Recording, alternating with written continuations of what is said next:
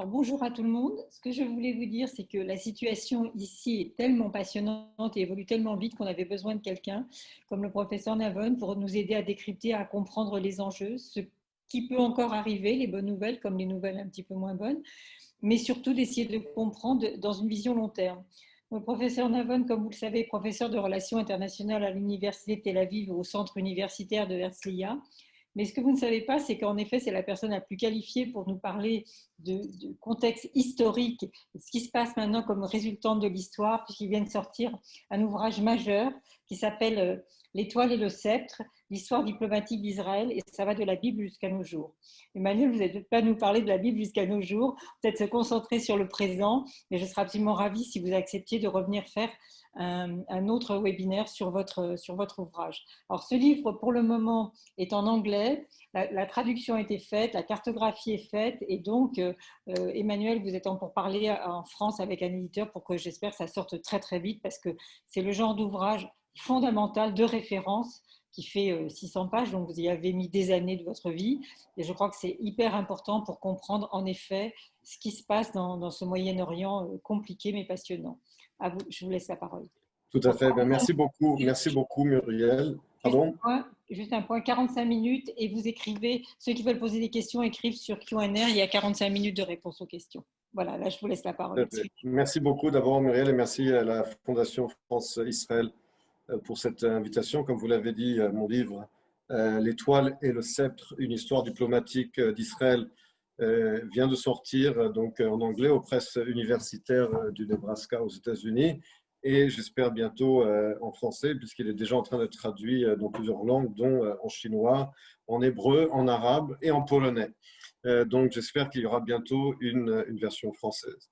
Alors comme l'a dit effectivement Myriam Chaim, effectivement, je pense qu'il est important de comprendre le contexte de cette normalisation dont nous sommes les témoins aujourd'hui au Proche-Orient, de savoir quelles en sont les causes, mais également à ce à quoi il faut s'attendre dans les mois à venir avec l'administration Biden. Et je dois dire qu'à ce sujet, on a déjà aujourd'hui reçu une indication, je dirais, de l'ère post-Trump au Proche-Orient, puisque à la conférence de Manama au Bahreïn aujourd'hui, un prince saoudien qui est un ancien haut officiel du régime saoudien a tenu un discours extrêmement violent à l'égard d'Israël et que cela a beaucoup surpris Israël. Et cela semble indiquer justement que l'Arabie saoudite, pour l'instant, n'a pas l'intention, en tout cas, semble-t-il, de se joindre à ce mouvement de normalisation. Donc ça aussi, il faut en comprendre les causes. Alors, comment résumer en 45 minutes cette normalisation et ses causes historiques? Je pense qu'il faut d'abord comprendre que dans la très longue histoire du conflit israélo-arabe, il y a eu ce conflit depuis le milieu des années 60 fait partie intégrante à l'époque de la guerre froide. Avec les premières avances soviétiques dans la région du Proche-Orient. Un Proche-Orient qui était essentiellement sous influence britannique et française, évidemment, pendant la période des mandats, mais également après la Seconde Guerre mondiale. D'ailleurs, la raison pour laquelle Staline vote en faveur du plan de partage de l'ONU et reconnaît immédiatement Israël, non seulement reconnaît Israël, mais c'est Staline qui fournit à Israël les armes dont elle a besoin pour se battre dans sa guerre d'indépendance par le biais de la Tchécoslovaquie, alors qu'il y a à l'époque un embargo américain militaire contre Israël. Pourquoi est-ce que Staline, à l'époque, soutient Israël et son indépendance? Tout simplement, et on en a la preuve aujourd'hui avec les documents, les archives historiques dont nous disposons, pour porter atteinte justement à la position britannique au Proche-Orient, à la lumière du conflit entre le mouvement sioniste et la Grande-Bretagne depuis les années 1930. Donc cela, Staline l'obtient avec l'indépendance d'Israël en 1948, mais très vite ce soutien s'avère éphémère, puisque certes, Staline pensait qu'avec un nouvel État d'Israël dirigé essentiellement par des dirigeants socialistes qui s'était opposé à la Grande-Bretagne, peut-être que ce pays allait devenir un allié de la Russie soviétique. Or, il s'aperçoit rapidement, en particulier avec le renversement du régime du roi Farouk en Égypte en 1951, que l'avenir de la Russie au Proche-Orient, cela passe évidemment par les dirigeants arabes nationalistes anti-occidentaux. Et effectivement, la Russie parvient à étendre sa présence dans la région, d'abord par son alliance avec l'Égypte en 1955, puis avec la Syrie en 1956, puis avec l'Irak en 1958. Autrement dit, la Russie soviétique parvient véritablement à s'implanter au Proche-Orient dans les années 50, ce qui explique d'ailleurs cette politique extrêmement froide, voire hostile des États-Unis à l'époque à l'égard d'Israël, puisque l'administration Eisenhower fait tout pour se distancier d'Israël, justement pour ne pas encourager d'autres pays arabes à se joindre au clan soviétique. C'est la raison pour laquelle également Israël et la France créent entre elles une alliance militaire dans les années 50. Évidemment que cette alliance elle a pour fondement l'ennemi commun qui est à l'époque le président égyptien Nasser, qui à la fois mène la lutte armée contre Israël, mais également soutient le FLN en Algérie. Et puis le summum de cette alliance entre la France et Israël, c'est évidemment la guerre de Suez en 1956, que le président américain Eisenhower condamne fermement, parce que, encore une fois, il ne veut pas être identifié avec les bêtes noires du monde arabe que sont Israël, la France et la Grande-Bretagne à l'époque. Et donc, cette alliance avec la France, comme je l'ai dit, elle aboutit à la guerre de Suez, mais progressivement, les États-Unis finissent par comprendre que l'Union soviétique ne cesse de progresser au Proche-Orient, comme je l'ai dit. Avec l'administration Kennedy en 1962, il y a un changement de politique, et c'est pour la première fois, c'est uniquement au milieu des années 60, avec Kennedy puis avec Johnson, que les États-Unis cessent de voir en Israël un boulet géopolitique, un obstacle à leur politique au Proche-Orient, et voir en Israël justement un atout géopolitique. Et donc cette alliance, elle commence à se former progressivement au milieu des années 60. Johnson est le premier président à approuver des ventes d'armes à Israël, ce qui tombe bien puisque De Gaulle impose un embargo en 1962, et donc le soutien militaire d'Israël passe progressivement de la France aux États-Unis. Et avec la guerre des 6 jours en 1967, les États-Unis obtiennent, je dirais, la preuve de la valeur de leur alliance avec Israël, puisque Israël humilie l'Union soviétique et ses alliés en 1967 sans que cela ne coûte le moindre dollar ou le moindre soldat américain aux États-Unis. Mais à côté de cela, cette victoire israélienne constitue à la fois un acquis et un problème pour les États-Unis. Pourquoi? Eh bien parce que, comme je l'ai dit, les États-Unis ont obtenu une victoire qui leur aurait coûté, mais d'un autre côté, ils veulent aussi mettre fin à la présence soviétique au Proche-Orient. Or, étant maintenant l'allié d'Israël, ils savent que cela ne peut passer que par des compromis territoriaux israéliens vis-à-vis des pays arabes. Et cela arrive, et cette contradiction, je dirais, arrive à son summum avec la guerre de Kippour en 1973, puisque la guerre de Kippour de 1973 fait partie véritablement de la guerre froide, avec des apports d'armes massifs de la Russie en direction de l'Égypte et de la Syrie, et des États-Unis en direction d'Israël. Et les deux armées de grandes puissances sont sur leur plus haut niveau d'alerte. Avec la fin de la guerre de Kippour, finalement, les États-Unis ont effectivement permis à Israël, grâce à les armes qu'elle leur a fournies pendant la guerre, à gagner la guerre, mais Kissinger, le secrétaire d'État américain également, arrête Israël au dernier moment pour ne pas humilier le président égyptien Sadat. Pourquoi? Parce qu'il veut garder justement cet avantage psychologique. Et finalement, la politique de Kissinger constitue à dire la chose suivante à Sadat. Ce n'est pas avec l'Union soviétique que vous allez retrouver la péninsule du Sinaï. Cet armement massif soviétique pendant de nombreuses années, et en dépit d'une guerre qui a pris Israël par surprise, eh bien, vous n'avez rien obtenu. Il n'y a que les États-Unis qui peuvent vous livrer le Sinaï, et cela passe par un accord avec Israël, et surtout le transfert de l'allégeance égyptienne de l'Union soviétique aux États-Unis. Et c'est ça, les accords de Camp David de 1979 entre Israël et l'Égypte, c'est que chacun obtient gain de cause. Les États-Unis, finalement, ôtent à l'Union soviétique son allié le plus important au Proche-Orient, le plus grand pays arabe, l'Égypte. En contrepartie, Sadat obtient le Sinaï et Israël finalement neutralise son principal ennemi au Proche-Orient grâce à un accord de paix qui est une paix froide, mais qui permet effectivement à Israël de réduire ses dépenses militaires de façon assez significative. Donc, il y a là, c'est le premier pas, si vous voulez, pour cette normalisation déjà au Proche-Orient à l'époque, sauf que la même année, cette année 79, où les États-Unis parviennent à transférer, entre guillemets, l'Égypte du côté soviétique au côté américain, eh bien, la même année, on a évidemment la révolution iranienne. Et la révolution iranienne est un gros challenge pour Israël. Pourquoi? Parce que l'Iran, jusqu'à la révolution de 1979, était un allié d'Israël. J'ai bien dit un allié d'Israël, puisque justement, pendant le summum de la guerre entre Israël et le monde arabe, mais même pendant l'alliance avec la France, ce qui se passe, c'est que cette alliance avec la France, elle commence à s'affaiblir avec le retour de De Gaulle en 1958 et plus encore avec la fin de la guerre d'Algérie en 62, qui était la véritable cause, la véritable source de cette alliance. Et donc, à l'époque, en tout cas à la fin des années 50, les États-Unis continuent de ne pas vouloir entendre parler d'Israël parce que, d'après Eisenhower, cela porterait atteinte à la politique américaine au Proche-Orient, et donc Israël se retrouve de plus en plus isolé. Et le premier ministre israélien de l'époque, David Ben-Gurion, initie la stratégie qu'il nomme la stratégie de la périphérie, qui consiste à contourner l'isolation d'Israël au Proche-Orient et son conflit avec le monde arabe en établissant des alliances avec les pays non arabes du Proche-Orient au sens large.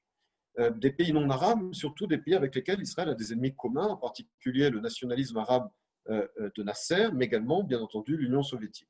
Quels sont ces pays? L'Iran, du Shah, la Turquie, qui à l'époque, je vous rappelle, est un pays encore laïque, mais également l'Éthiopie, ainsi que certaines minorités du Proche-Orient, telles que les Kurdes du nord irakien, tels que les chrétiens du Sud-Soudan, mais également les Maronites au Liban. Et cette alliance de la périphérie, elle porte ses fruits, puisque dès 1959, le Mossad établit une agence de renseignement triangulaire avec la Turquie et avec l'Iran. À partir de cette époque, l'Iran devient le principal fournisseur de pétrole d'Israël. Il y a des vols réguliers entre Tel Aviv et Téhéran. Il y a une école israélienne à Téhéran.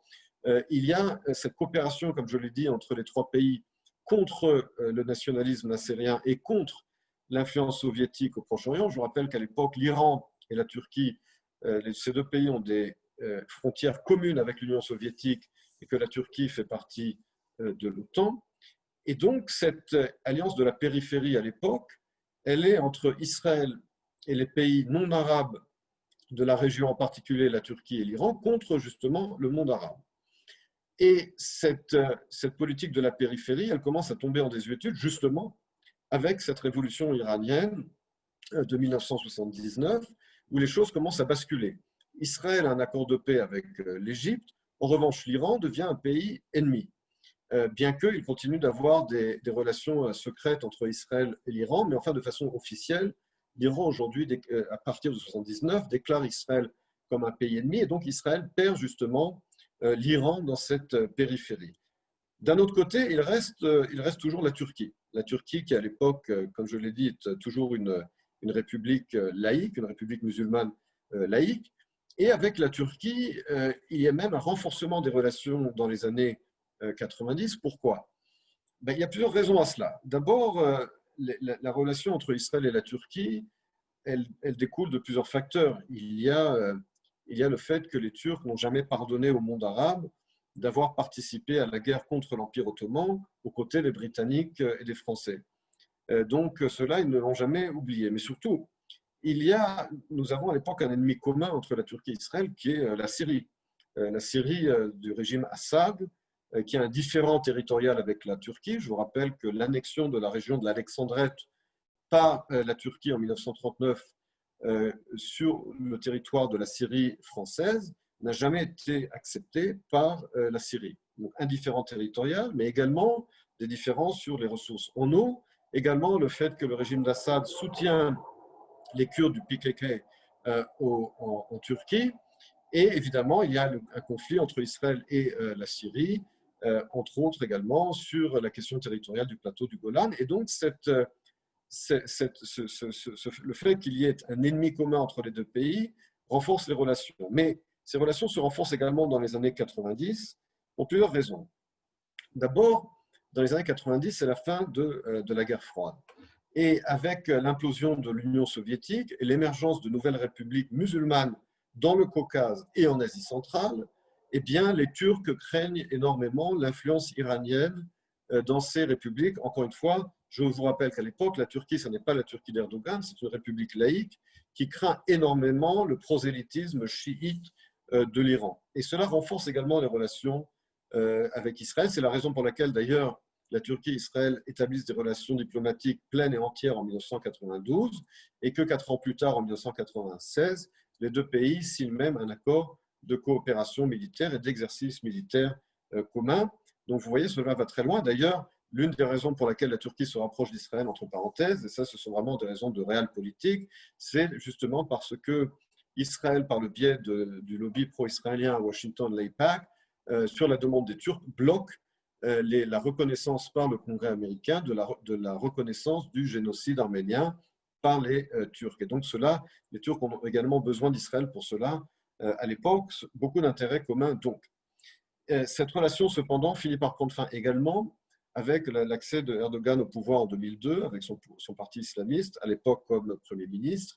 Erdogan se lance dans une politique étrangère pan-islamique de soutien pour le Hamas, de rejet de cette alliance avec Israël. D'ailleurs, il met en prison la plupart des architectes de cette alliance militaire avec Israël dans les années 90, et le ton monte ces dernières années avec une Turquie de plus en plus hostile à Israël. Et donc aujourd'hui, on se retrouve dans une situation où Israël n'a plus évidemment cette périphérie ni avec l'Iran ni avec la Turquie. En revanche, justement, ce prosélytisme et cet impérialisme iranien au Proche-Orient qui se renforce d'ailleurs avec la guerre d'Irak de 2003. Puisqu'avec la guerre d'Irak de 2003, eh bien, finalement, l'Irak de Saddam Hussein, qui était en guerre avec l'Iran, je rappelle que pendant 8 ans, il y a eu la guerre Iran-Irak entre 1980 et 1988, eh bien, lorsque les Américains, finalement, font tomber Saddam Hussein en 2003, de facto, le régime élu va à la majorité chiite, et qui dit majorité chiite dit ces gouvernements qui sont finalement aujourd'hui sous le contrôle de facto de l'Iran, mais un Iran qui contrôle pas seulement, qui a la mainmise pas seulement sur Bagdad, mais également sur ses autres alliés dans la région, en particulier évidemment la famille Assad en Syrie, le Hezbollah au Liban et les Houthis au Yémen. Et il est évident qu'avec l'implosion des pays arabes, avec le soi-disant printemps arabe de 2011, et ce vide qui est rempli par l'État islamique de façon temporaire, mais également la décision de l'administration Obama en 2015 d'arriver à un accord avec l'Iran sur son programme nucléaire. Et cela, effectivement, fait paniquer les pays sunnites, en particulier l'Arabie saoudite, mais également les pays du Golfe, qui craignent ce modus vivendi entre les États-Unis et l'Iran, alors même qu'ils savent également que les États-Unis n'ont pas les mêmes intérêts dans le Proche-Orient qu'ils l'avaient dans le passé. Pourquoi? D'abord, les États-Unis ne veulent plus dépenser ce sang et cet argent sur les pays du Proche-Orient après les guerres en Irak et en Afghanistan. Mais surtout, pourquoi est-ce que les États-Unis étaient impliqués dans la région depuis 4 ou 5 décennies? Essentiellement à cause de la question énergétique. La dépendance américaine vis-à-vis du pétrole moyen-oriental qui avait été scellée finalement par cette fameuse rencontre entre le président Roosevelt et le roi saoudien en 1945, peu avant la mort de Roosevelt, de retour de la conférence de Yalta, il rencontre le roi saoudien et cette alliance de fait entre les États-Unis et l'Arabie saoudite est que les États-Unis finalement assureront la sécurité du royaume saoudien moyennant la fourniture de ressources pétrolières à l'économie américaine.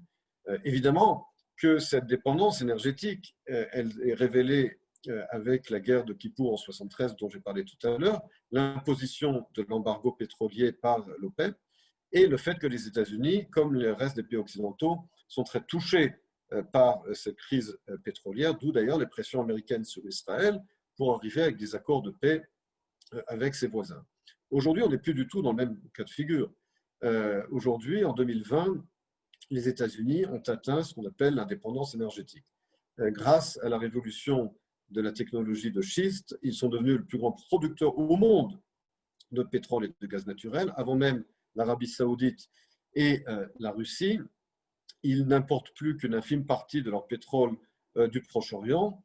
Et donc, il y a un véritable point d'interrogation sur la continuité de leur présence au Proche-Orient. Et cela aussi, les pays sunnites et l'Arabie saoudite le savent. Face à cette crainte des pays sunnites avec cette entente États-Unis-Iran avec le JCPOA, avec l'accord nucléaire, face au fait que ces pays savent également que les États-Unis finiront sans doute par se désengager de la région, chose d'ailleurs que Trump avait dit très clairement au début de son mandat en disant pourquoi est-ce que nous devons continuer d'être les policiers d'une région dont nous n'avons plus besoin. C'est quelque chose qu'il avait dit très clairement en 2017.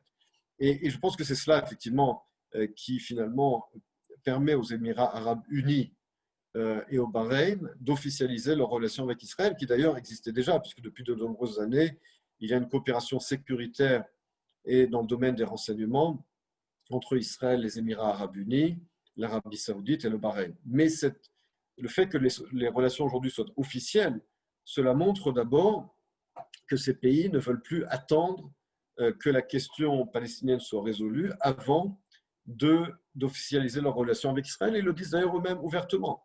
Ils ne veulent plus être l'otage du conflit israélo-palestinien pour pouvoir bénéficier de la technologie militaire israélienne et des renseignements israéliens pour faire face à l'Iran, alors même que la plus grande puissance militaire et économique du Proche-Orient aujourd'hui, c'est Israël, ces pays le savent, d'où leur décision d'officialiser leurs relations avec Israël, ce qui, d'une certaine manière, est une ironie de l'histoire, parce que on s'aperçoit que cette stratégie de la périphérie dont j'ai parlé, que Ben Gurion avait initiée à la fin des années 50, et qui, à l'époque, était une périphérie basée sur une alliance avec l'Iran et la Turquie contre le monde arabe, eh bien aujourd'hui, cette périphérie s'est renversée.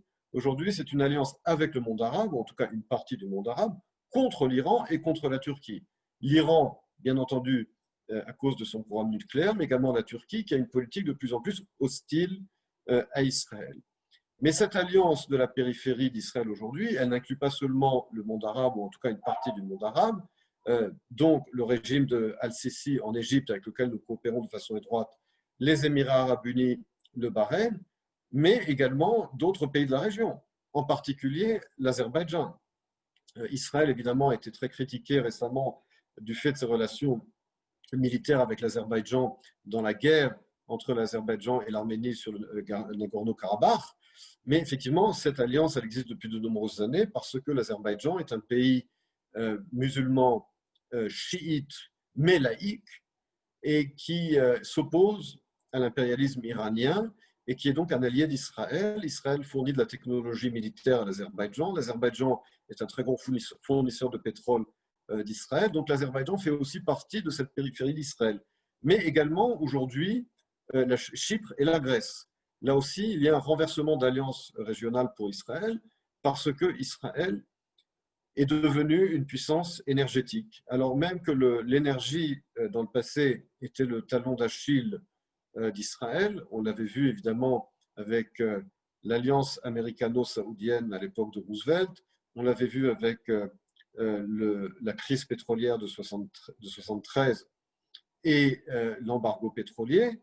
Eh bien, aujourd'hui, l'énergie non seulement n'est plus un talon d'Achille dans la politique étrangère d'Israël, mais est un atout, pour plusieurs raisons que je vais expliquer. D'abord, le fait qu'Israël ait découvert en 2009-2010 d'énormes réserves de gaz naturel qui en font aujourd'hui un exportateur. Et un exportateur avec lequel il a des partenaires nouveaux. Chypre et Israël ensemble ont d'énormes réserves de gaz naturel. Ce qui a permis justement de renverser les alliances entre Israël, la Turquie et la Grèce. Pourquoi ? Eh bien, parce que lorsque nous avions une alliance avec la Turquie, vu les relations extrêmement tendues entre la Turquie et la Grèce, eh bien, nous avons justement de très mauvaises relations avec la Grèce. Historiquement, la Grèce est le seul pays qui avait voté contre le plan de partage de l'ONU en 1947, un pays qui n'a reconnu Israël diplomatiquement qu'en 1992. C'est extrêmement tardif. Dans les années 70 et 80, Athènes était la plaque tournante de l'OLP en Europe. Nous avions de très mauvaises relations avec la Grèce, justement lorsque nous avions de bonnes relations avec la Turquie. Aujourd'hui, les choses se sont renversées. Justement parce que nos relations avec la Turquie aujourd'hui sont devenues hostiles, eh bien, se sont améliorées avec la Grèce, mais aussi parce que la Grèce, du fait de sa faiblesse économique aujourd'hui, veut se joindre à ce partenariat énergétique entre Israël, Chypre et l'Union européenne. Et en 2019 a été établi un forum de l'énergie et du gaz naturel entre Israël, Chypre, l'Italie, mais également l'Égypte, également la Jordanie. Et, donc, aujourd'hui, il y a même un projet de construire un gazoduc entre Israël, Chypre et l'Union européenne, même s'il y a, c'est pas sûr que ce projet voit le jour, mais en tout cas, on voit qu'il y a ce partenariat énergétique qui se crée dans l'est de la Méditerranée et que Erdogan fait tout pour s'y opposer, puisqu'il a signé il n'y a pas longtemps un accord énergétique justement avec l'un des gouvernements libyens pour essayer de bloquer ce partenariat énergétique entre Israël, Chypre et la Grèce. Donc vous voyez aujourd'hui cette périphérie d'Israël, elle inclut pas seulement les pays sunnites du Golfe, mais également l'Azerbaïdjan, également la Grèce et Chypre.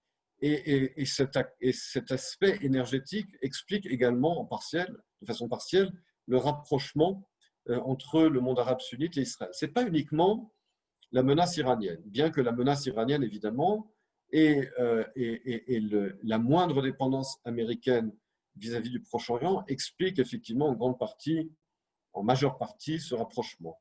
Mais il y a également l'aspect énergétique. Il faut bien comprendre que nous avons atteint l'ère post-pétrolière, en ce sens où l'arme du pétrole qui avait permis au monde arabe d'isoler Israël diplomatiquement après la guerre de Kippour, cette arme n'existe plus. Elle n'existe plus d'abord parce que les économies occidentales, les économies de l'OCDE, ont réduit de façon très significative leur dépendance pétrolière. D'abord en réduisant au minimum la production d'électricité sur la base de pétrole, ça a été atteint depuis déjà longtemps. Le fait que les États-Unis, comme je l'ai dit aujourd'hui, sont devenus indépendants énergétiquement, mais aussi le fait que les prix du pétrole sont en baisse historique et que ce processus est inévitable et va continuer. Il a été accéléré effectivement avec la crise du Covid-19, mais c'est un processus inéluctable. On voit aujourd'hui que les prix du pétrole au baril se stabilisent à 30 euros le baril, 30 euros, 30 $, alors même que les économies pétrolières de l'Arabie Saoudite et autres ont besoin d'un prix minimum de 70 $ le baril pour équilibrer leur budget. Donc, ils sont en déficit budgétaire. L'Arabie Saoudite a un déficit budgétaire de plus de 12% de son PIB, ce qui est énorme. C'est vrai également pour les autres pays pétroliers de la région. Ils savent très bien que l'ère post-pétrolière est arrivée, qu'ils ne peuvent plus tenir uniquement sur la rente pétrolière. Et donc, ils cherchent à diversifier leurs économies. Et le prince héritier d'Arabie Saoudite, Mohammed Ben Salman, sait très bien que l'avenir des économies aujourd'hui dans le monde, c'est la technologie, d'où son projet de cette Iran en Arabie Saoudite. Or, qui dit technologie et qui dit Proche-Orient, dit Israël. Et là, encore une fois, c'est une des raisons pour lesquelles ces pays aujourd'hui se rapprochent d'Israël, parce que si on regarde en particulier les Émirats arabes unis, ils ont besoin de la technologie israélienne pour l'ère post-pétrolière.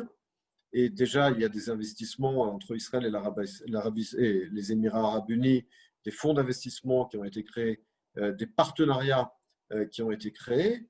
Donc, comme je l'ai dit, ce n'est pas seulement la crainte de l'Iran et le fait qu'Israël est la plus grande puissance militaire de la région, mais c'est également la préparation à l'ère post-pétrolière dans laquelle la technologie est finalement le seul moyen d'assurer sa croissance à long terme et pas effectivement les rentes pétrolières, alors même que les prix du pétrole continuent et vont continuer de baisser.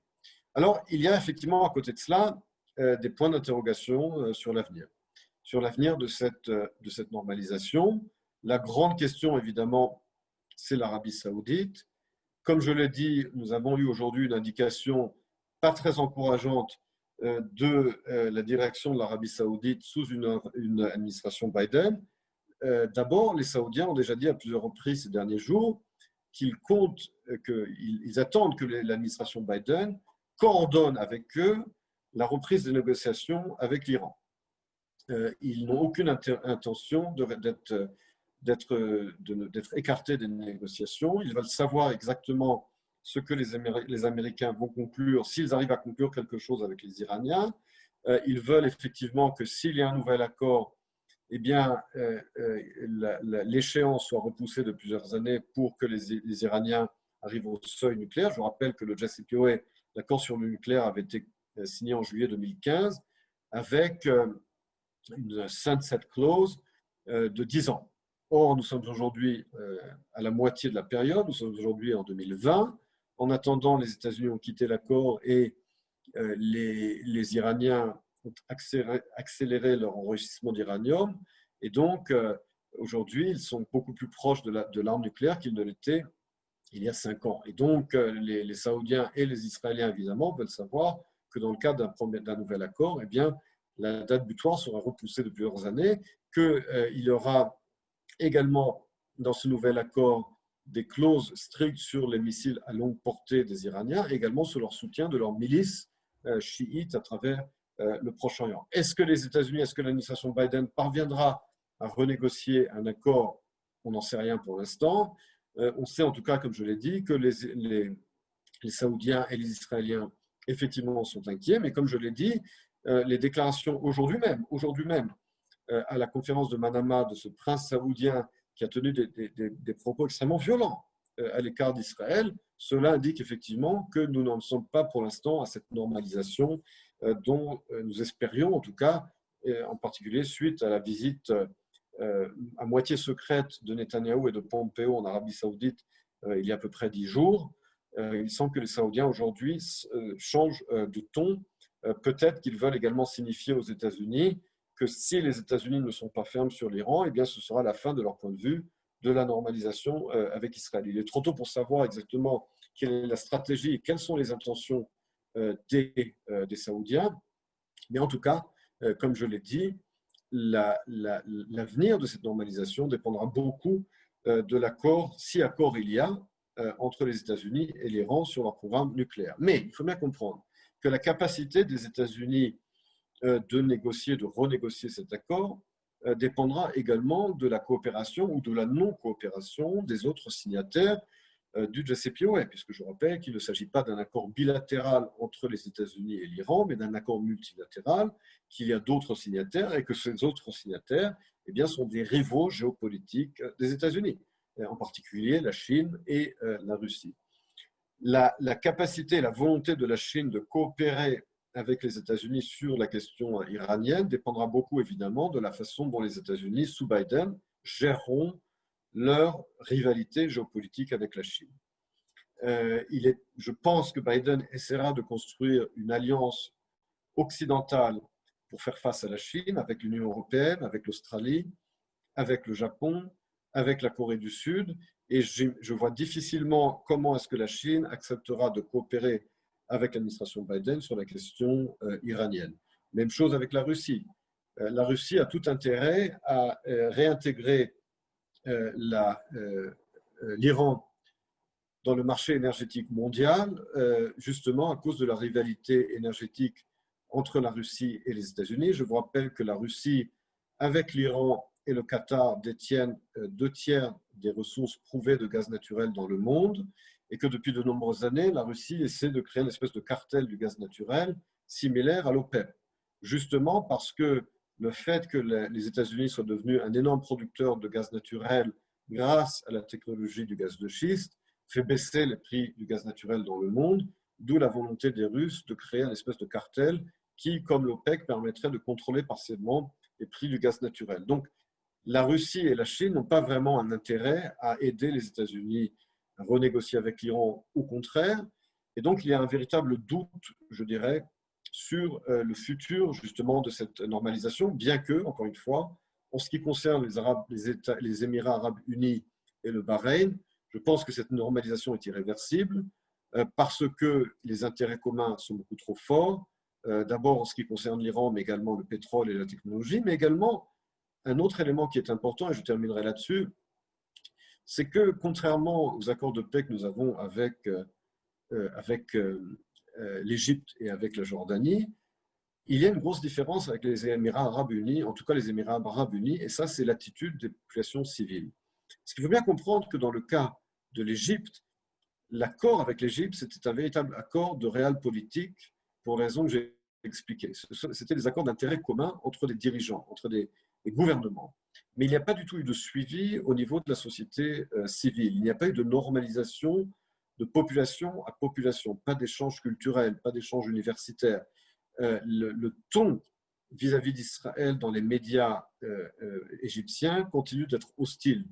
Il n'y a pas de paix entre les populations. C'est des paix de gouvernement avec des intérêts communs qui dépendent d'ailleurs de qui est au gouvernement, parce que je vous rappelle qu'après la victoire de Morsi et des frères musulmans, eh bien, l'accord entre Israël et l'Égypte semblait compromis. Il a été sauvé, entre guillemets, uniquement par Al-Sisi. Même chose avec la Jordanie. Avec la Jordanie, nous avons un accord de paix, nous avons une coopération énergétique, mais là aussi, sur le plan des échanges culturels, universitaires, etc., ça reste non seulement inexistant, mais même parfois hostile.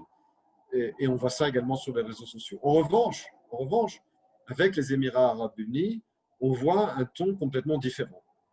On le voit sur les réseaux sociaux, il y a véritablement, alors ça ne représente pas tout le monde évidemment, mais il y a véritablement un rapprochement qui se fait entre les populations. À peine les accords signés, il y a déjà de nombreux voyages communs, il y a déjà des investissements communs, comme je l'ai dit, des fonds d'investissement, des échanges culturels.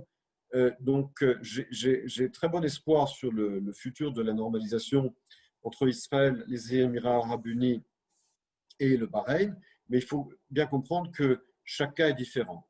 Avec l'Égypte, c'est un accord de réel politique, d'intérêt commun, qui dépend de qui est au pouvoir en Égypte. Tant que Al-Sisi est là, il y aura cette coopération sécuritaire et énergétique, mais encore une fois, on ne sait pas qui viendra après Al-Sisi. Même chose avec la Jordanie. Avec la Jordanie, le régime de la famille hachémite est toujours menacé. Tant que les hachémites sont au pouvoir, il y aura cette coordination, bien qu'il n'y aura pas véritablement de paix entre les populations. Et comme je l'ai dit avec l'Arabie saoudite, tout dépendra de, comme je l'ai dit, des négociations avec l'Iran entre l'administration Biden. Dernier point, en ce qui concerne l'Arabie saoudite, et je prendrai vos questions, c'est que on sait qu'il y a une espèce de conflit de génération au sein de la famille saoudienne, de la famille royale, entre le roi et son fils MBS. Il semblait que MBS était prêt effectivement à normaliser avec Israël, comme l'avaient fait les Émirats arabes unis et le Bahreïn, sans qu'il y ait une véritable avancée sur le dossier palestinien, ce qui n'est pas la position effectivement du souverain qui, lui, veut une avancée sur le dossier palestinien et qui ne cesse de parler de sa fameuse initiative de 2002.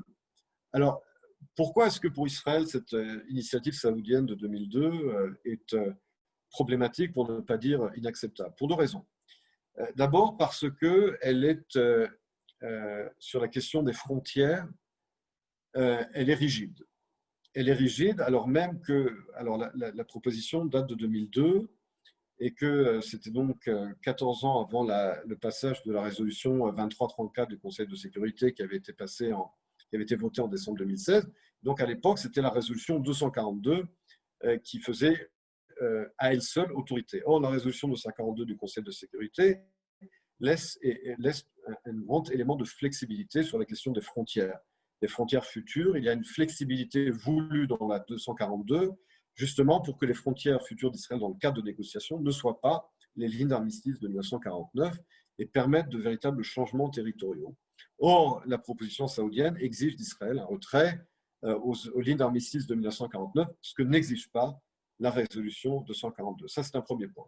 Deuxième point, la question des réfugiés. Sur la question des réfugiés, la proposition saoudienne est très vague. Elle parle d'une solution juste. Mais qu'est-ce que ça veut dire une solution juste? On sait que d'après l'UNRWA et d'après le leadership palestinien, cela inclut ce soi-disant, et j'insiste sur soi-disant droit au retour, ce qui permettrait aux descendants, après 3 générations des réfugiés arabes de 1948, de devenir citoyens israéliens. Et d'après l'UNRWA, on parle de 5 millions. Et donc, ce soi-disant droit au retour est complètement incompatible, évidemment, avec une solution de 2 États. Or, la proposition saoudienne reste très vague à ce sujet. Et donc, je pense que si les Saoudiens veulent de nouveau jouer un rôle constructif sur le dossier israélo-palestinien, ils devront, à mon sens, revoir leur proposition de 2002 en introduisant plus de flexibilité sur la question des frontières et en soulevant le doute et le flou artistique sur la question des réfugiés, en clarifiant très clairement que chaque État résoudra son propre problème de réfugiés, mais que les réfugiés ne deviendront pas des citoyens de l'autre État. C'est l'idée même d'une solution à 2 États. Donc voilà pour ce tableau d'ensemble de cette normalisation. J'essaie de vous donner les éléments historiques et géostratégiques pour le comprendre. J'ai laissé évidemment suffisamment de temps pour les questions et les réponses. Et donc, je passe la parole à Muriel pour gérer les questions qui sont posées dans le chat. Emmanuel, tout d'abord, merci parce que c'était absolument passionnant. Vraiment, c'était un tour d'horizon et qui nous permet, en effet, un décryptage fabuleux.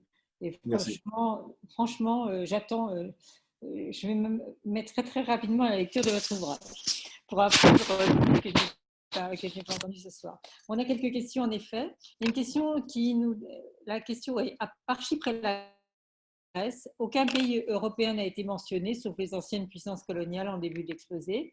L'UE est-elle condamnée à ne jamais être un acteur dans les réalignements stratégiques?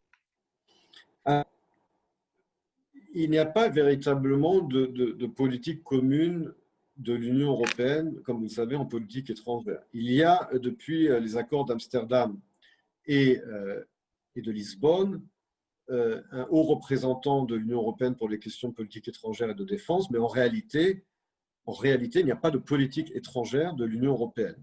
On le voit par exemple sur le fait que lorsqu'il s'agit de décisions du Conseil des ministres des Affaires étrangères, il faut des décisions à l'unanimité qui n'ont quasiment jamais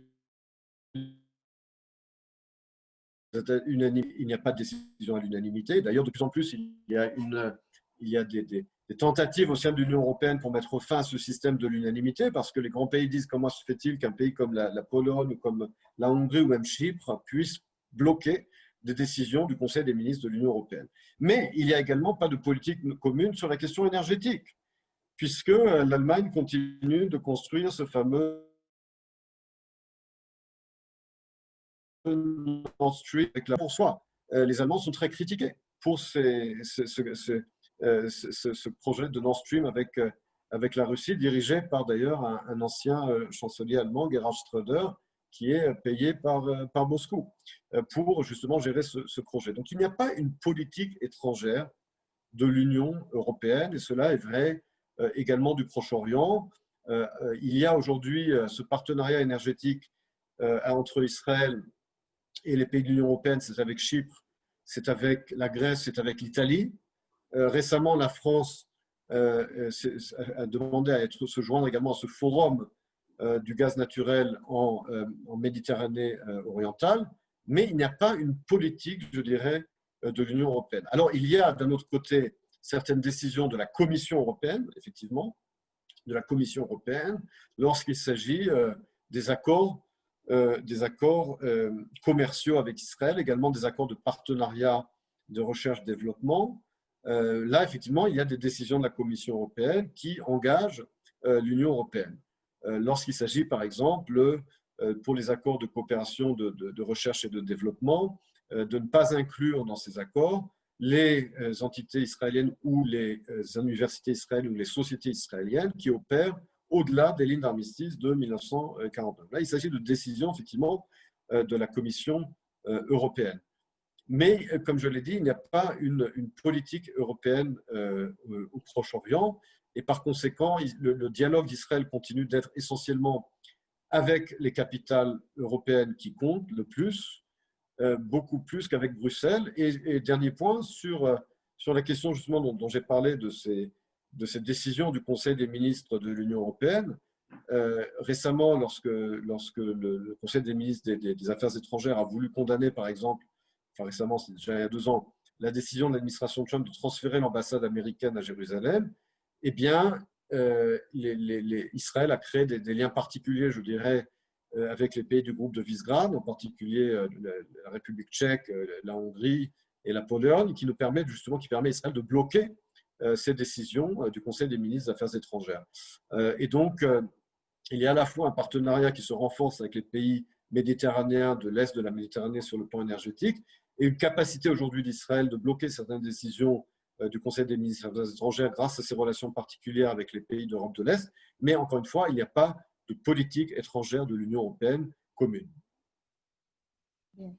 J'ai une autre question qui est, peut-on espérer la fin proche du régime des Mollahs ou bien Biden va-t-il abandonner la politique de Trump et leur lâcher la bride sur le cou?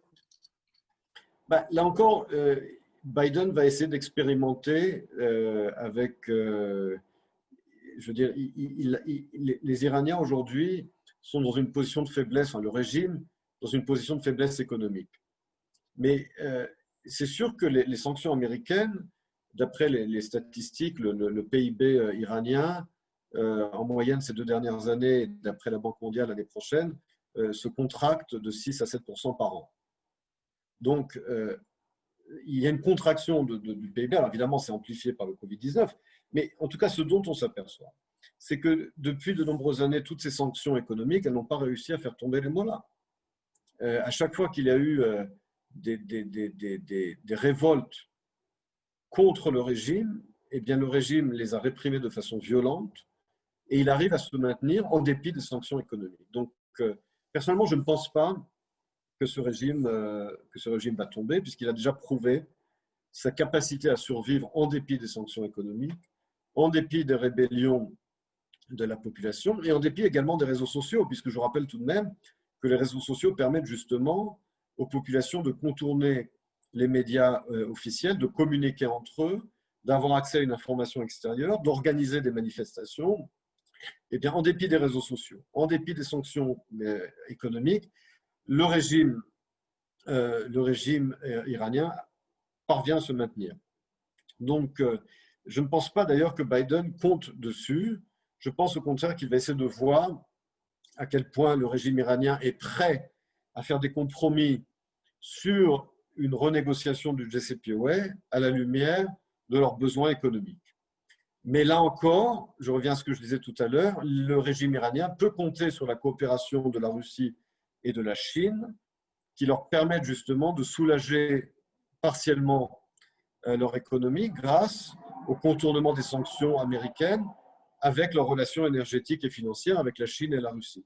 Donc encore une fois, la capacité de Biden de faire pression sur le régime iranien est limitée par le fait que la Russie et la Chine non seulement ne vont pas coopérer avec les États-Unis, mais offrent également une espèce de soupape d'échappement au régime iranien, en tout cas de façon partielle.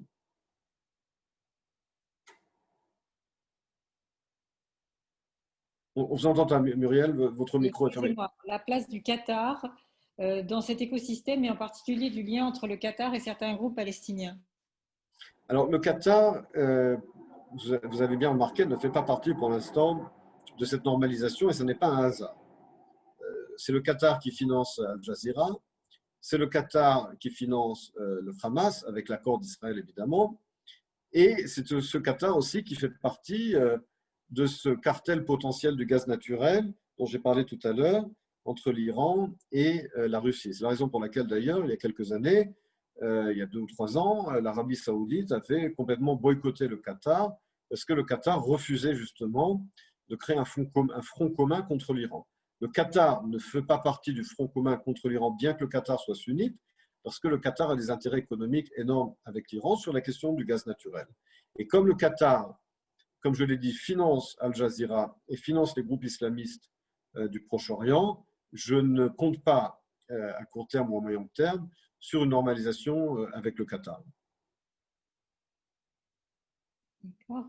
J'ai une question qui revient sur ce que vous avez dit à propos de l'Arabie saoudite et du plan de 2002. Concernant l'attitude de l'Arabie saoudite de 2002, ne pensez-vous pas qu'en 2021, c'est-à-dire près de 20 ans après, un changement de compréhension de la situation géopolitique apparaît puisque nous voyons la différence d'opinion entre le roi saoudien et le prince régent? Alors justement, la question se posait, je dirais, jusqu'à aujourd'hui. Aujourd'hui, on a eu une réponse qui est assez inquiétante et décevante, dans la mesure où, au sommet de Manama, eh bien, ce prince saoudien, comme je l'ai dit, a tenu les propos les plus violents qu'on puisse imaginer, qui venaient directement, semble-t-il, du roi et pas de MBS. Euh, et lorsque, aujourd'hui, en 2020, presque en 2021, eh bien, les Saoudiens continuent de parler de leur plan de 2002, effectivement, il y a quand même beaucoup de choses qui ont changé depuis 2002. Et il semble que ce conflit de génération entre MBS et son père, eh bien, pour l'instant, n'ait pas été décidé en faveur de MBS sur la question de la normalisation et sur la question du dossier palestinien. Il est clair qu'aujourd'hui, continuer en 2020, en 2021, continue de parler d'un retour israélien au ligne d'armistice de 1949, c'est complètement aberrant, ça n'aura jamais lieu. Donc, c'est même pas la peine d'en parler. Et sur la question des réfugiés, il faut être très clair que ce droit au retour en Israël est un fantasme qui n'a aucune base en droit international et qui n'aura jamais lieu non plus. Donc si les Saoudiens continuent de parler en termes de retrait israélien aux lignes d'armistice de 49 et d'un droit au retour palestinien en Israël, bah, ça veut dire qu'ils ne sont pas intéressés dans une normalisation, tout simplement. D'accord. On a une question sur les relations entre Israël et les pays d'Afrique du Nord, notamment le Maroc et l'Algérie. Alors, en ce qui concerne, les relations sont très différentes selon les pays d'Afrique du Nord, puisque, alors, avec l'Algérie, évidemment, vu la nature du régime algérien depuis l'indépendance, vu le fait que l'alliance militaire entre la France et Israël sous la 4e République était justement dirigée, entre autres, contre Nasser et son soutien pour le FLN, par la nature des choses, évidemment, et surtout après que l'Algérie du FLN se soit beaucoup alignée avec l'Union soviétique, eh bien, il n'y avait pas du tout de relation, et c'est vrai jusqu'à aujourd'hui, il y a toujours une absence de relation quasiment totale entre Israël et l'Algérie du fait de l'orientation géopolitique du régime algérien depuis l'indépendance en 62. En revanche, avec le Maroc, il y a toujours eu ces relations particulières du fait de l'histoire de la communauté juive du Maroc, du fait des relations avec le roi ou les rois du Maroc et le fait qu'il y a des relations économiques non officielles, des investissements, des projets économiques communs. Et on a parlé d'une normalisation également, qui pour l'instant n'a pas lieu, mais il y a toujours eu des relations avec les souverains marocains, également des relations économiques. Avec la Tunisie, beaucoup moins. La démocratisation partielle de la Tunisie dans le cadre du printemps arabe a tout de même, je le rappelle, mené à des gouvernements dans lesquels il y a une forte représentation islamique. Et les propos tenus par les dirigeants tunisiens ces dernières années vis-à-vis d'Israël ne sont pas du tout avenants. Donc, en réalité, il n'y a qu'avec le Maroc qu'il y a des relations non officielles qui existent depuis longtemps, en particulier dans le domaine économique. Alors, une autre question sur le Liban cette fois-ci. Y a-t-il une normalisation possible et durable avec le Liban, avec un accord possible en cours sur les frontières maritimes et un partage équitable des ressources extraites de la zone controversée de 860 km² par un intermédiaire comme Total?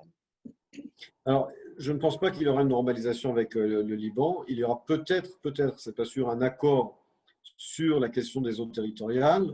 Mais il faut bien comprendre qu'avec le Liban, il y a une longue histoire entre Israël et le Liban. Je rappelle tout de même que le Liban, finalement, avait été créé par la France justement pour créer un État à majorité chrétien et qu'avant même l'indépendance d'Israël, il y avait des relations très étroites entre les maronites, les chrétiens libanais, et à l'époque le mouvement sioniste, ce qu'on appelait en hébreu le Yishuv, la communauté juive du mandat britannique. Et d'ailleurs, le dirigeant maronite de l'époque avait témoigné à l'ONU pour le plan de partage et pour l'indépendance d'Israël en disant qu'il y avait une alliance naturelle entre les chrétiens libanais et les Israéliens. Et d'ailleurs, cette alliance nous avait mené même à une guerre commune qui s'était très mal terminée la première guerre du Liban, évidemment, en 1982, où cette soi-disant alliance entre Israéliens et chrétiens libanais, eh bien, c'est très mal fini, puisque au bout du compte, la Syrie a pris contrôle du pays, l'OLP et la Syrie, et qu'avec le temps, avec l'expulsion de l'OLP du sud Liban en 1982-83, c'est le Hezbollah pro-libanais, pro-iranien, pardon, qui a pris le contrôle du pays. Aujourd'hui, le Hezbollah contrôle de facto le Liban, et c'est la raison pour laquelle il n'y a aucune perspective de normalisation avec le Liban. Si les chrétiens avaient repris contrôle de leur pays, cette normalisation aurait été possible. Mais c'est le contraire qui a eu lieu. Ce sont les chiites, les musulmans chiites qui ont pris le dessus par le biais du Hezbollah. Le Hezbollah, qui se dit être un parti politique, mais qui est le seul parti politique du monde avec 150 missiles, avec un arsenal de 150 missiles qui sont dirigés vers Israël, et qui contrôle de facto le pays. D'ailleurs, même le président Michel Aoun, que certains au Liban comparent au maréchal Pétain parce qu'il collabore finalement avec l'Iran et avec le Hezbollah, il n'y a absolument rien à attendre de Michel Aoun. Le Liban est devenu malheureusement ce qu'on appelle en anglais un failed state. Quel autre pays au monde laisse une telle quantité d'ammoniac dans un entrepôt pendant 10 ans et ça finit par exploser effectivement?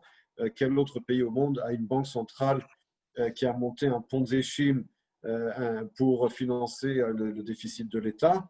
Donc, c'est un pays aujourd'hui, je dirais, il n'est pas impossible qu'on arrive peut-être à une espèce d'accord formel sur la question des eaux territoriales, mais tant que le Liban sera contrôlé par le Hezbollah, il n'y aura pas de normalisation. Et malheureusement, aujourd'hui, les élites, bon, ça fait longtemps effectivement que les élites chrétiennes ont quitté ce pays qui leur a été volé, je dirais. Mais les élites en général aujourd'hui ne restent pas au Liban. Il n'y a pas d'avenir malheureusement dans ce pays. C'est une tragédie. C'est une tragédie d'un pays que l'on appelait dans les années 60 la Suisse du Proche-Orient, où Beyrouth était le Paris du Proche-Orient. Malheureusement, on est très loin de cela aujourd'hui. Et donc, comme je l'ai dit, tant que le Hezbollah contrôlera le sud du pays et contrôlera finalement la politique libanaise, il n'y aura pas de normalisation avec le Liban. Et je souhaite, pour les Libanais surtout, qu'ils finissent par libérer et reconstruire leur pays qui a été pris en otage par des forces hostiles. Merci. Une question sur qu'en est-il du sultanat d'Oman? Alors, Oman, il y a eu une visite de Netanyahou là-bas il y a un an et demi. Le sultanat d'Oman également est sur la liste des pays qui doivent normaliser avec Israël. Mais là, encore une fois, du fait du résultat des élections aux États-Unis et du changement d'administration, Oman aussi est sur l'attente. Oman aussi attend de voir ce qui va se passer avec les Saoudiens, ce qui va se passer dans les négociations entre les États-Unis et l'Iran. Il faut bien comprendre que pourquoi est-ce que les Émirats arabes unis ont officialisé leur relation avec Israël récemment? C'est le timing. Cette relation, elle existait en coulisses. Pourquoi est-ce que Trump a fait pression? D'abord pour pouvoir afficher un acquis en politique étrangère, mais aussi du point de vue des Émirats arabes unis. Je vous rappelle le tweet du dirigeant des Émirats arabes unis immédiatement après l'annonce de la normalisation. Tout de suite, il a dit « C'est moi qui ai bloqué l'annexion israélienne ». N'oubliez pas qu'à l'époque, on parlait d'une annexion israélienne. Il a dit « Moi, j'ai bloqué ça ». Donc, il a pu présenter au monde arabe un acquis diplomatique. Et puis, il y a aussi la vente des F-35. N'oubliez pas. Ça aussi, c'est aussi un acquis pour lui militaire. Donc, il a pu présenter deux acquis. Qu'est-ce que les autres pays arabes peuvent présenter aujourd'hui?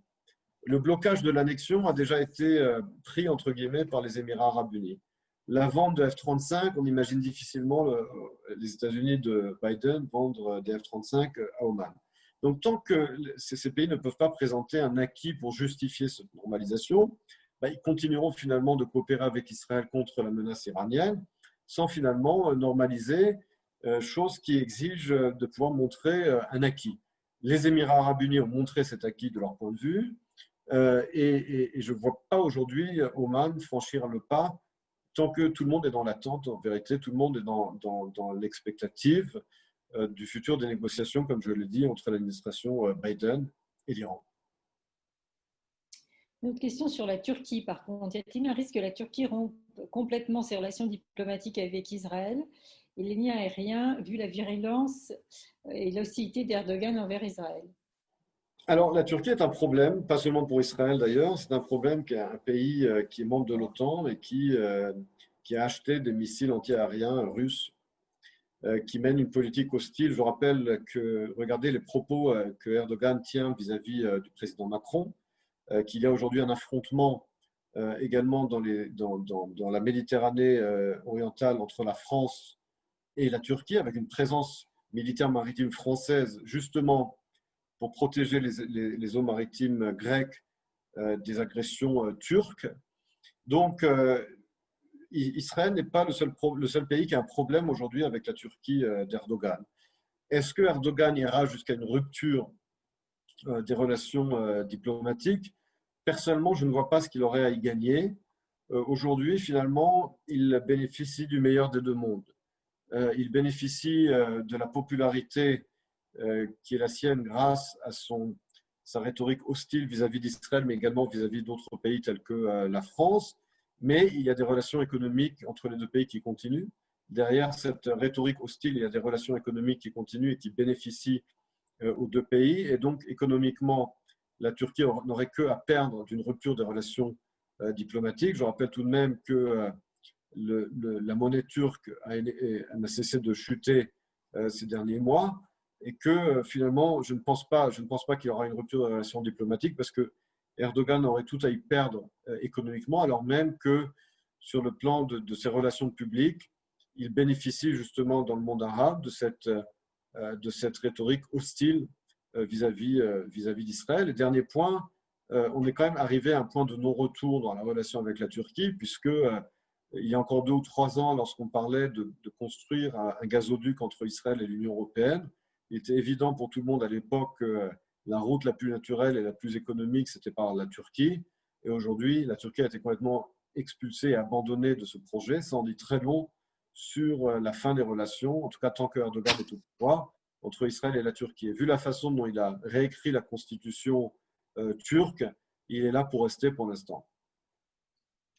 J'ai des questions sur pourquoi Israël ne profite-t-elle, on va reprendre en une seule, pourquoi Israël ne profite-t-elle pas de son indépendance actuelle vis-à-vis de la Turquie et de l'Azerbaïdjan pour reconnaître le génocide arménien comme la morale l'indiquerait? Alors, comme je l'ai dit, Israël a été très critiqué pour sa relation avec l'Azerbaïdjan dans le conflit avec l'Arménie. Et là, c'est un cas classique de réel politique et de moralité en diplomatie. C'est sûr que sur la question de la non-reconnaissance officielle de l'Arménie, du génocide arménien par Israël, en dépit des relations historiques entre juifs et arméniens, deux minorités au Proche-Orient qui ont été victimes de génocide, eh bien là, c'est effectivement de la réelle politique. C'est du fait des relations particulières entre Israël et l'Azerbaïdjan. Alors, je comprends tout à fait qu'on puisse critiquer Israël là-dessus, mais là, effectivement, Israël donne la priorité à son alliance avec l'Azerbaïdjan, du fait des ressources énergétiques de l'Azerbaïdjan, du fait que l'Azerbaïdjan est un allié d'Israël contre l'Iran à la frontière nord de l'Iran, d'où cette non-reconnaissance officielle du génocide arménien. Il suffit de regarder sur les réseaux sociaux la façon dont les Arméniens en veulent énormément à Israël. Je peux comprendre ce ressentiment. Mais effectivement, il s'agit là d'un choix de réelle politique la plus classique. Une question sur Trump et le Quai d'Orsay. Indépendamment de ce que l'on peut penser en bien ou en mal de Trump, le deal du siècle n'est-il pas finalement beaucoup plus crédible que les éternels discours du Quai d'Orsay qui n'ont jamais abouti à la moindre avancée diplomatique? Alors, le deal du siècle, il faut bien comprendre, n'est pas tellement différent, contrairement à ce qu'on pense, des propositions précédentes et des formules précédentes d'un accord entre Israël et les Palestiniens. Pourquoi je dis cela? Parce que le deal du siècle, qui d'ailleurs lui-même n'est plus d'actualité aujourd'hui, parlait d'abord d'une solution de 2 États. D'un État palestinien, certes démilitarisé, et qui n'obtiendrait son indépendance qu'après certaines conditions, mais d'échanges territoriaux entre cet État palestinien démilitarisé et l'État d'Israël, avec effectivement une annexion israélienne dans une partie jusqu'à maximum 30% de la Cisjordanie ou Judée-Samarie et une annexion palestinienne au sein de l'État d'Israël d'avant 67. Au sud, regardez bien la carte, au sud du désert de Judée et à la frontière avec l'Égypte. Ce qui signifie que dans les accords, dans les propositions précédentes, par exemple, la proposition d'Olmert de 2008 ou le plan Kerry de 2014, il y avait également des échanges territoriaux, mais à moindre échelle. Des annexions israéliennes à peu près de 5 à 8% du côté palestinien et de taille équivalente des Palestiniens du côté israélien. La grosse différence du plan Trump, c'est que l'étendue des annexions mutuelles est plus grande, tout simplement, parce qu'elle prend plus en compte la réalité démographique. Mais comme on dit, le bottom line est quasiment la même. Solution de 2 États, annexion mutuelle, mais effectivement, là où il y a un changement, c'est que très clairement le plan dit qu'il n'y a pas de droit au retour en Israël, les choses sont claires. Le problème des réfugiés palestiniens doit être résolu dans l'État palestinien et pas en Israël. Il doit y avoir une fin du financement par l'autorité palestinienne des familles des terroristes, de ces salaires à vie pour les familles des terroristes qui ont commis des crimes contre les Israéliens, et réformer un système éducatif pour qu'il cesse de glorifier le terrorisme et le déni des Juifs à leur État à eux. Et donc là, il y a effectivement des changements qui, à mon sens, sont les bienvenus, mais d'un autre côté, j'insiste sur le fait que la différence entre le plan Trump et les plans précédents n'est pas si énorme que cela. La grosse différence, c'est sur les conditions qui sont exigées des Palestiniens en termes de démilitarisation et de reconnaissance d'Israël, mais c'est plutôt l'ampleur des échanges territoriaux que le principe même qui est différent.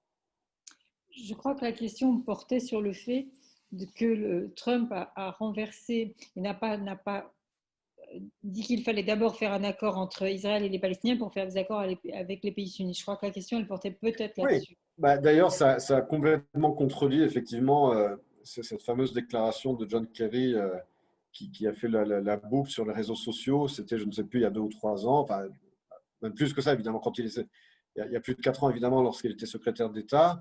Je crois que c'était à la conférence Saban où il disait ne croyez pas qu'il peut y avoir une normalisation entre Israël et le monde arabe sans qu'il y ait une solution au conflit israélo-palestinien. C'est impossible, ça n'aura jamais lieu. Il a répété ça 10 fois dans le même discours. Oubliez ça, ça n'aura jamais lieu. Donc voilà, preuve par 9 qu'il a eu tort. Preuve par 9. Et d'ailleurs, lorsqu'on écoute les dirigeants des Émirats arabes unis et même certains dirigeants du Soudan, ils disent eux-mêmes, ils ont dit on ne veut plus être otage de ce conflit qui est pour l'instant insoluble. On veut commencer à bénéficier des relations avec Israël sans avoir à attendre encore 10 ou 20 ans ou 40 ans. Ils le disent eux-mêmes. Donc cela a prouvé tout simplement que John Kerry avait tort dans ce discours qu'il avait donné, qu'il est possible de normaliser sans qu'il y ait pour l'instant une solution au dossier israélo-palestinien. Ça a été effectivement prouvé par les accords d'Abraham. Et donc, là encore une fois, bien sûr, sur cette question, John Kerry, clairement, s'était trompé. Alors, l'Iran revient encore là. Pouvez-vous nous parler de la réaction éventuellement des grandes puissances occidentales si l'Iran rompt les accords de non-prolifération nucléaire? Ils les ont déjà rompus.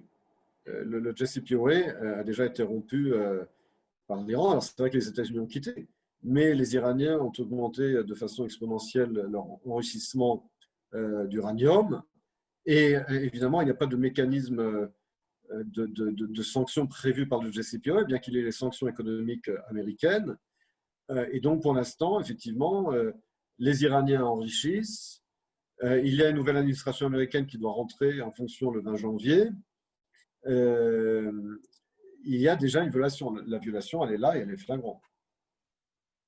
Que pensez-vous, que peut-on attendre de l'administration Biden quant à sa politique étrangère vis-à-vis d'Israël? Israël ne va pas être la priorité de l'administration Biden. L'administration Biden, d'abord, a une priorité de politique interne qui est la crise du Covid-19, qui est très grave aux États-Unis, qui a été très mal gérée par l'administration Trump. Alors, j'espère que l'administration Biden sera plus efficace sur cette question, mais c'est ça la problème. Je veux dire, aujourd'hui, l'épidémie aux États-Unis est une véritable catastrophe nationale. Donc ça, c'est d'abord la première priorité de Biden, c'est la gestion du Covid-19. Ensuite, sur les questions de politique étrangère, sa première priorité, enfin ses deux premières priorités, c'est le dossier chinois et le dossier iranien.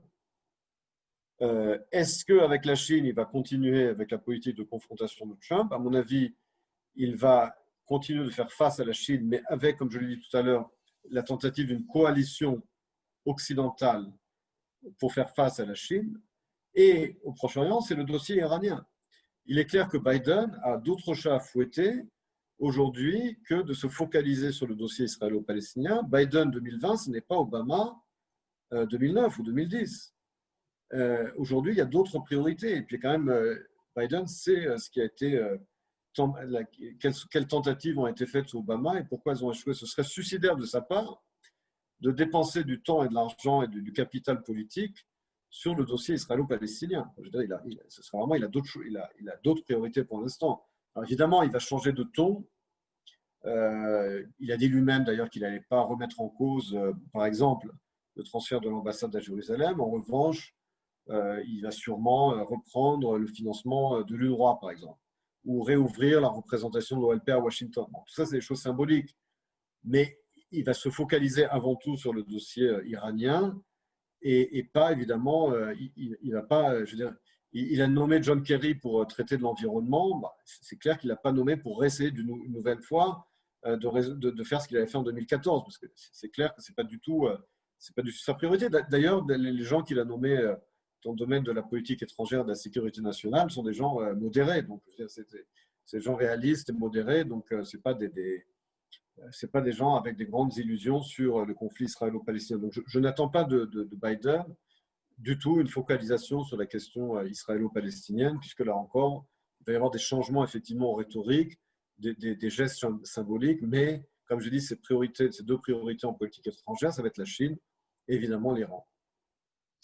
Parlons de la Chine, justement. Quelle est la place de la Chine et de la Russie vis-à-vis d'Israël et des pays arabes sunnites au Proche-Orient?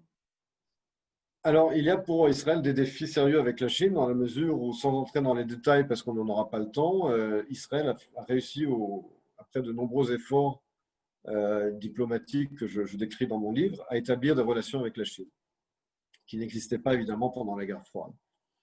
Et de plus en plus, ces relations économiques avec la Chine, ces investissements chinois dans la technologie israélienne, le fait qu'Israël est sur la carte du Belt and Road Initiative, de cette initiative d'infrastructures chinoise. D'ailleurs, ils investissent dans le port, dans les infrastructures portuaires israéliennes, dans la technologie israélienne, et de plus en plus, les États-Unis nous disent stop, arrêtez avec les Chinois. Et cela nous crée un problème de plus en plus avec les États-Unis, parce qu'on est un peu entre le marteau et l'enclume. Nous bénéficions évidemment de cette relation économique avec la Chine, leurs investissements dans les infrastructures et dans la technologie israélienne, mais de plus en plus, les États-Unis nous disent stop, et cela nous pose problème vis-à-vis des Chinois. Lorsque, en 2000, par exemple, on avait dû faire marche arrière avec un accord de technologie militaire avec les Chinois, parce que les États-Unis l'avaient exigé, ça avait créé un gros froid avec la Chine. Alors aujourd'hui, depuis 2004, il n'y a plus de relations militaires entre Israël et la Chine, mais il y a des relations économiques très poussées. Et là, de plus en plus, Israël est acculé à diminuer ses relations avec la Chine du fait de la pression américaine. En ce qui concerne la Russie, la relation avec la Russie est très complexe dans la mesure où les intérêts géopolitiques de la Russie et d'Israël au Proche-Orient divergent sur tous les dossiers. D'un autre côté, Poutine a une relation particulière avec Israël et avec Netanyahou. Il y a une communication qui n'existait pas dans le passé. Poutine sait très bien qu'Israël est incontournable au Proche-Orient, étant la plus grande puissance militaire de la région, et que la coordination avec Israël est indispensable en Syrie. Donc, il y a une ligne de communication, tout en comprenant qu'il y a une compréhension entre les deux pays que la Russie et Israël ont des intérêts géopolitiques conflictuels sur tous les dossiers au Proche-Orient, mais qu'il y a aussi un intérêt commun de coordination sur le dossier syrien. Et je dirais aussi une communication directe entre Jérusalem et Moscou, un respect mutuel qui n'existait pas dans le passé et qui est un atout, effectivement, pour Israël. Une question plus sur le Mossad. Pensez-vous que l'assassinat récent du scientifique iranien ou ce genre d'action puisse faire basculer les accords de paix récemment obtenus? Non, au contraire, je pense au contraire que cela ne fait que renforcer ces accords de paix, puisque cela ne fait que confirmer aux pays tels que les Émirats arabes unis, le Bahreïn et Oman, que leur meilleur allié de la région, c'est Israël. Qui est capable de faire quelque chose comme ça au Proche-Orient? Pas eux, même pas les États-Unis. Et donc, au contraire, avec ce genre d'opération, cela ne fait que leur confirmer la valeur stratégique d'Israël dans cette lutte commune contre l'Iran. Et c'est la raison pour laquelle, c'est l'une des raisons pour laquelle, comme je l'ai expliqué, qu'ils ont décidé de normaliser leurs relations avec Israël, parce qu'ils savent très bien quel est le seul pays de la région qui est capable de mener de telles opérations contre l'Iran et contre les scientifiques iraniens. Une question qui revient sur un point que vous avez abordé. Je voudrais précision sur le Qatar soutient le Hamas et avec l'accord d'Israël.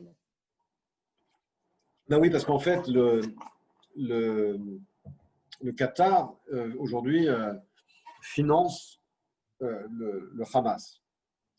Et du point de vue d'Israël, finalement, Israël n'a pas un intérêt non plus à ce qu'il y ait une catastrophe humanitaire dans la bande de Gaza.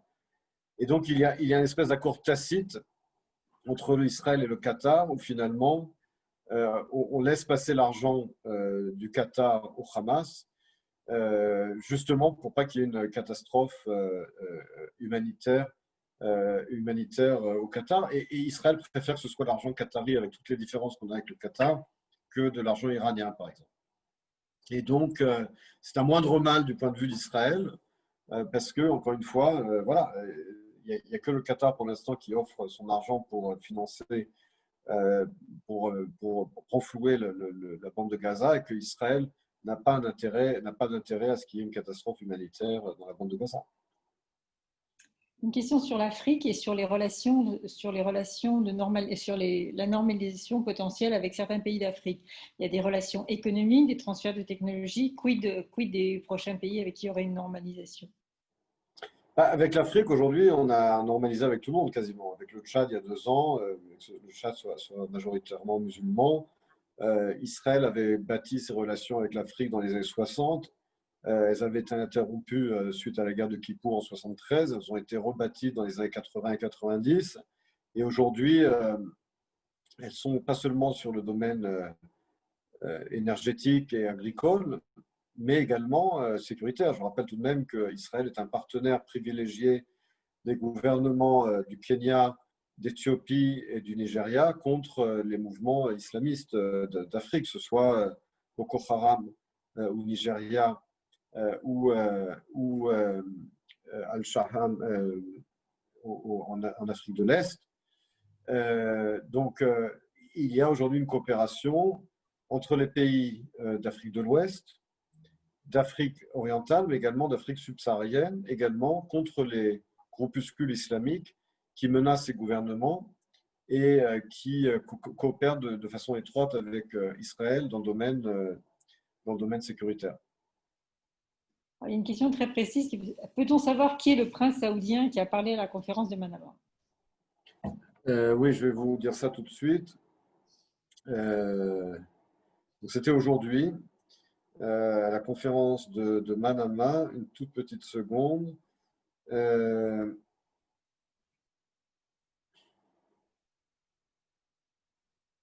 Turki Al-Faisal. Turki Al-Faisal, donc, qui a parlé aujourd'hui à la conférence de Manama et qui a accusé Israël de mettre les Palestiniens dans des camps de concentration, vous voyez, et de ne pas être une démocratie. Donc, on se fait maintenant faire la morale par une théocratie qui coupe les journalistes en morceaux. Voilà. Mais donc, voilà, c'est son nom. Qui nous fait des leçons de morale sur qu'est-ce que c'est la démocratie, etc., venant de l'Arabie Saoudite, évidemment. On a l'impression d'être au Conseil des droits de l'homme des Nations Unies. On a encore une question là. Comment pourraient évoluer les nouvelles alliances avec les pays arabes du Golfe et la Grèce et Chypre si les relations avec les alliés historiques turcs et perses se renforçaient un jour? L'alliance avec les pays arabes ne pourrait-elle pas avoir des effets négatifs à long terme pour cette raison? Encore une fois, tout ça, ça dépend des régimes en place. Les alliances d'Israël dans la région ont toujours été dépendante des régimes en place. On a perdu l'Iran et la Turquie suite à des changements de régime dans ces deux pays. On a failli perdre l'Égypte avec la victoire de Morsi et des frères musulmans. C'est sûr que de toute façon, ces alliances, elles fluctuent aussi en fonction des régimes en place. Donc, au Proche-Orient, c'est très difficile de planifier à long terme et qu'il y a des intérêts communs, il y a des ennemis communs, c'est sûr, mais il y a aussi des régimes qui changent avec le temps et qui peuvent complètement transformer la stratégie d'Israël. Ça a été le cas, comme je l'ai dit, avec l'Iran, ça a été le cas avec la Turquie, ça a failli être le cas avec l'Égypte. Et effectivement, on le voit d'ailleurs aujourd'hui avec l'Arabie saoudite, le futur d'une éventuelle normalisation entre Israël et l'Arabie saoudite dépendra également de l'issue des luttes générationnelles au sein de la famille royale saoudienne. Il y a une question de politique plus intérieure.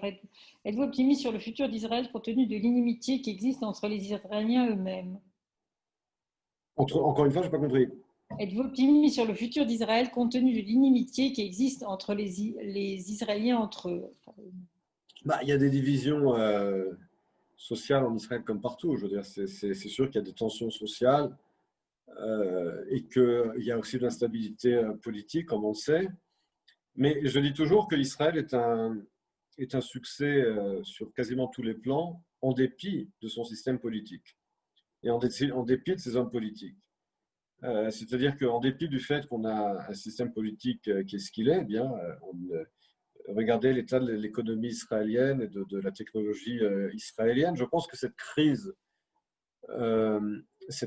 politique que nous traversons depuis 2 ans, elle est en réalité pas une crise des institutions, mais une crise de personnes. Elle est liée complètement autour à la personnalité de Benjamin Netanyahou et de l'antagonisme qu'il a créé au sein de la société israélienne et de la politique israélienne. Et donc, il ne s'agit pas d'une crise d'institution, il s'agit d'une crise personnelle. Et elle finira par passer. Bon, Emmanuel, j'ai une dernière question en clin d'œil. Quelqu'un demande si vous avez des ambitions politiques et qui vous apporteriez un souffle de jeunesse et de compétences. D'abord, merci pour la jeunesse. Ça fait toujours plaisir quand on pense que je suis jeune. Merci également pour la compétence, évidemment, mais surtout la jeunesse.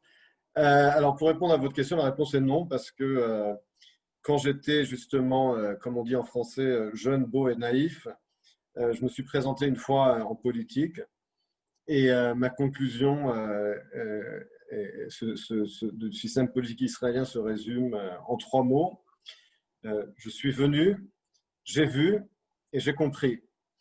C'est pas pour moi, tout simplement. Donc, j'essaie d'influencer en dehors de la Knesset.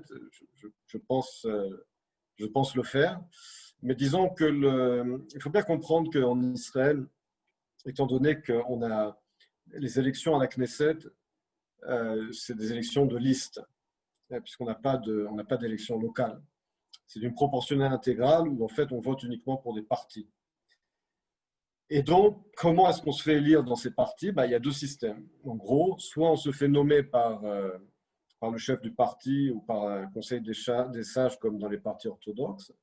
Et donc, on est complètement à la merci d'une personne ou d'un groupe de personnes. Donc, vous imaginez le niveau d'autonomie que ça vous donne politiquement, puisque vous n'êtes pas élu par une circonscription. Ou alors, vous êtes élu dans des élections primaires d'un parti. Et là, à la limite, c'est encore pire, puisque c'est un système complètement corrompu, où il faut faire des acrobaties à des groupes de pression. Et en fait, c'est une corruption à la base, puisqu'il faut être corrompu pas en termes financiers, mais en termes de tromper tout le monde tout le temps. En gros, c'est ça. Ces élections primaires dans les partis, c'est une corruption à la base. Et donc, c'est ce que j'ai compris quand j'avais essayé à l'époque, c'est qu'en réalité, le seuil d'entrée est corrompu par définition. Et d'ailleurs, on voit, il suffit de regarder la moyenne des députés à la Knesset. Ce n'est pas un hasard si les talents en Israël, on a quand même des talents extraordinaires dans le high-tech, dans l'académie et partout. Et regardez à côté de ça le niveau de la Knesset, vous comprenez tout de suite. Voilà. Ce n'est pas un hasard si ça fait fuir les gens de qualité. Donc la réponse est non. Et voilà, j'espère pouvoir avoir de l'influence ailleurs. Bon, bah, écoutez, Emmanuel, c'était passionnant, c'était formidable. Je vous remercie infiniment C'est moi de qui vous cet remercie. échange. Je remercie aussi tous les participants et j'espère que j'aurai l'occasion de vous reconvier à une nouvelle session. Avec plaisir. Avec plaisir. Merci et que votre Merci livre soit beaucoup. très bientôt traduit en français. J'espère aussi. J'espère aussi. Merci Dès qu'on beaucoup. trouve un éditeur. Oui, d'accord. Merci beaucoup en tout cas. Merci beaucoup. Bonne soirée à tous et à toutes.